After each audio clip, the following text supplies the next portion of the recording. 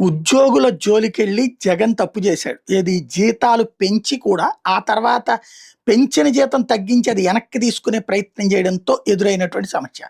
But ఈ ప్రభుత్వం దాన్ని బేస్ చేసుకునే అధికారంలోకి వచ్చింది. కానీ ఉద్యోగులకు సంబంధించి సచివాలయ ఉద్యోగుల పరంగా చూస్తే ఎంతమంది అంటే టోటల్‌గా ఇప్పటికి 74 మంది ఆత్మహత్య ప్రయత్నాలు గాని, ఆత్మహత్య గాని లేదంటే గుండెపోట్లు రావడం గాని 74 మందికి జరిగింది రాష్ట్ర వ్యాప్తంగా. ఇందులో Moduru Pravallika sanitation and environment centre secretary Tadepalli Mangalagiri దగ్గర నుంచి బిగిన్ చేస్తే ఎక్కడెక్కడోళ్ళందరూ ఉన్నారు ఇందులో.